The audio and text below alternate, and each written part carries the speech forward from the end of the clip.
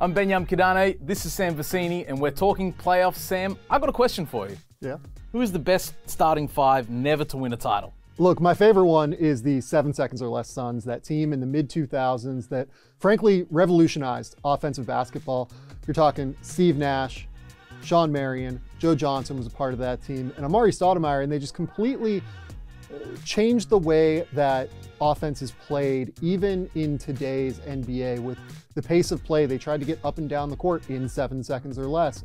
The spacing, the dominance in ball screens that Steve Nash displayed, the spread out offense that was so three-point oriented and shots at the rim oriented with Amari Stoudemire. They got the absolute most out of Amari Stoudemire and made him into one of the great players in the NBA. Steve Nash won multiple MVPs. Sean Marion, in my opinion, should go to the Hall of Fame at some point here soon.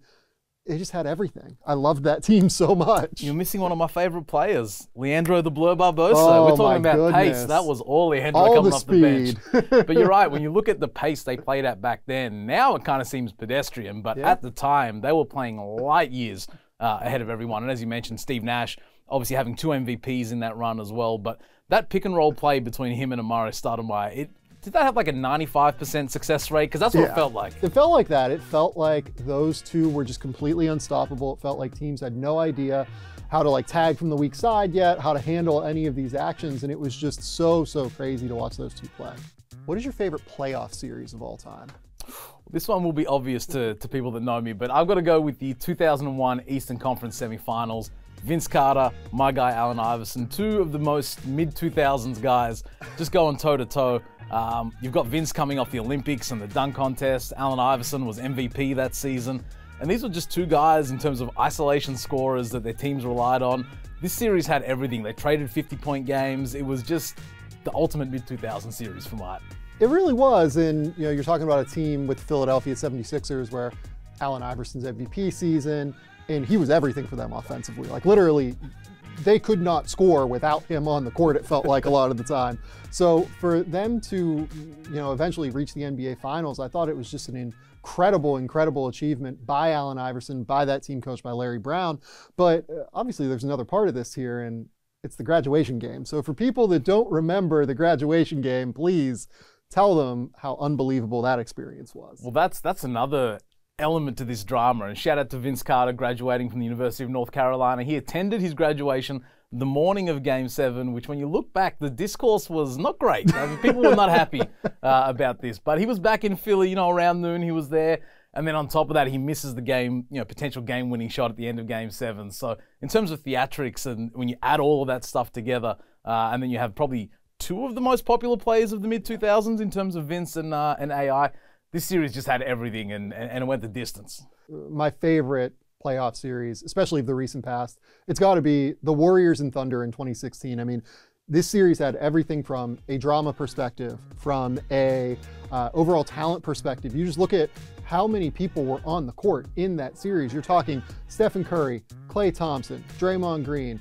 You've got Kevin Durant, Russell Westbrook. That is 3 MVPs. That's a ton of all-NBA talent. Serge Ibaka was still on the team at that point for the Oklahoma City Thunder. It was just a crazy experience to watch just that much talent. And you had standout performances every single night. The Klay Thompson game is the one that just like immediately will, come to mind, where he just got white hot, it felt like, in that third quarter. It was just, that's got to be it. That's got to be it for me, right? The birth of Game 6 Klay, that deserves its own segment. But yeah, it has to be. Yeah, in terms of recent history, that has to be one of the most up and down non-final series we've seen. Yeah, and it was the end of an era for that Thunder team as well, because obviously Kevin Durant then actually just moves over to the Golden State Warriors. It's at the beginning of a new era over in Golden State. It starts a new era for Golden State, and it just became this series that I think will live on forever, essentially, as one of the great NBA playoff series. All right, Benyam, here's not necessarily a fun question, but it's a question. Who would you say is the most unlucky playoff team of all time? I guess you kind of make your own luck in this league, right? But in terms of just sheer bad luck, the 2018 Rockets missing 27, let me say that again, 27 straight threes. I mean, just the probability alone of missing that many threes in a row, that hurts against the Warriors team. And look, that was probably the team that gave the Warriors the best, I guess, fight during that kind of run of dominance. So, certainly in the West, yeah. Right. When you look back on that and the unluckiness then of Chris Paul being out for that Game 7 with the hamstring injury, it all just kind of fell apart for that Houston team. I really thought Houston was going to do it that season. I did too. That team is one of the teams that's going to go down as one of the best ones to have not won a title. Right. I think in the last 30 years of basketball. I mean, the way that they could play super small with guys like, James Harden, Eric Gordon being able to guard up the lineup because of how strong they are.